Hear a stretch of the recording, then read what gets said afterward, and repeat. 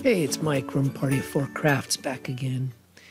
Today I'm going to be covering two subjects in this video. First subject is I upgraded to Inkscape 1.02, so you'll notice my screen is different.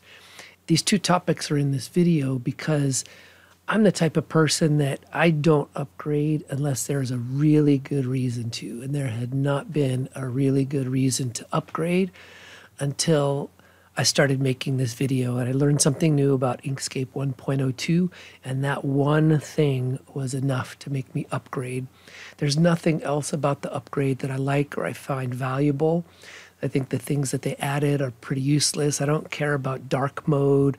I hate the rotate canvas button that they put in the corner. It's just in the way, and I can't imagine any reason why I would ever want to rotate the entire canvas. A couple of other things that they added, you can change the color of the icons. I don't care about that. And now they've made all these icons take up so much more space that right now I'm on a big screen, but I usually work on a little laptop and I just have a tiny little area in the middle of the screen to work on now. And I've tried everything to change the size of them, and it just squeezes them horizontally but not vertically, and I don't get any extra space back. But this one thing that I'm going to talk about today is well worth the upgrade. And the thing that I'm talking about is the ability to adjust kerf very easily. Kerf is a very complicated subject, and it's something that I've avoided for a long time because I didn't have any good answers. I know how to adjust kerf when it's two rectangular tabs that fit together, or when it's a circle that fits in a hole. That's no big deal.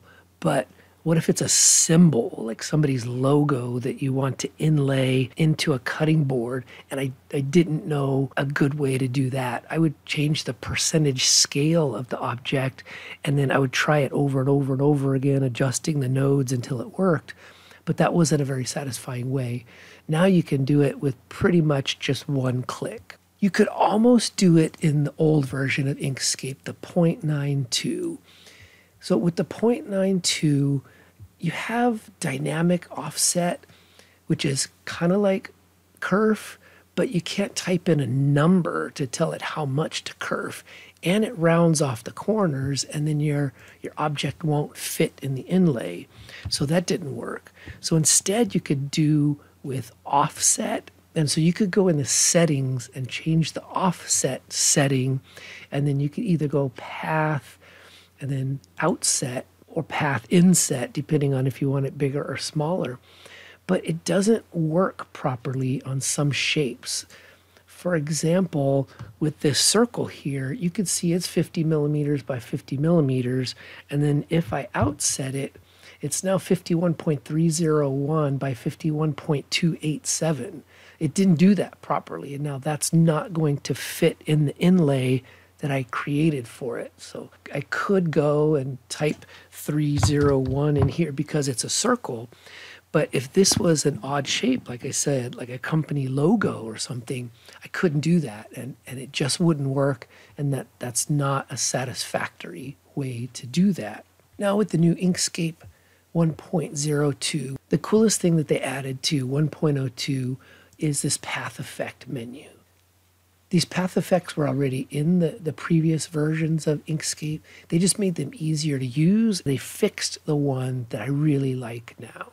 So if you click the plus button, all of these path effects pop up, and you're going to have to play with these because some of these are really valuable. You can make gears and measure segments and deform things and make like Celtic knot patterns and things like that.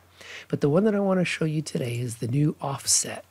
Remember I said I wished there was a dynamic offset that I could type a number in and get it. Well, look at this. Here's an offset path effect where I can type in a number.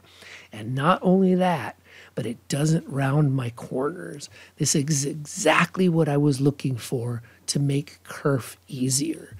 So now I know on my laser, I made a square that was exactly 1 centimeter by 1 centimeter. And then I measured it, and I found that the difference was 0.16 millimeters. Divide that by 2, and that means my kerf is 0.08 millimeters. Because each side of that square was kerfed. So I had two kerfs when I measured that 0.16 millimeter difference. My kerf is 0.08 on my laser. For every laser is different, every material is different. The higher the power, the bigger your kerf. The type of material that you're using is different, if you have perfect focus or not. So you're going to have to measure your own kerf. Don't use my 0.08, measure your own.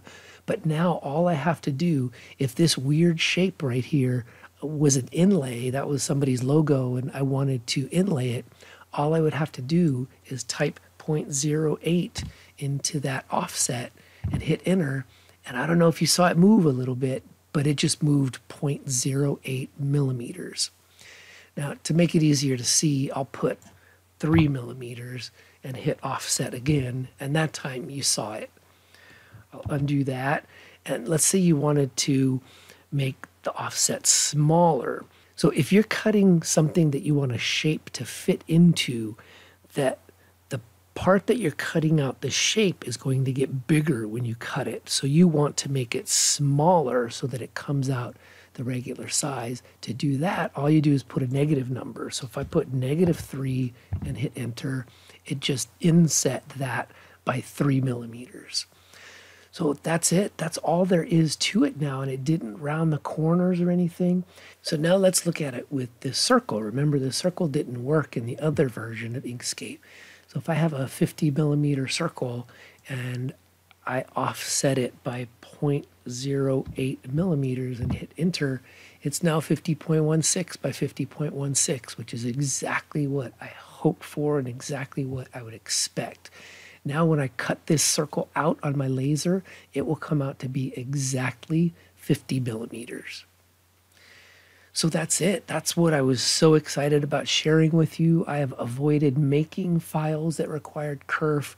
I had avoided making videos about kerf because it was so difficult and complicated to do, and I didn't know a good, easy way to do it. And now this is going to make it much easier.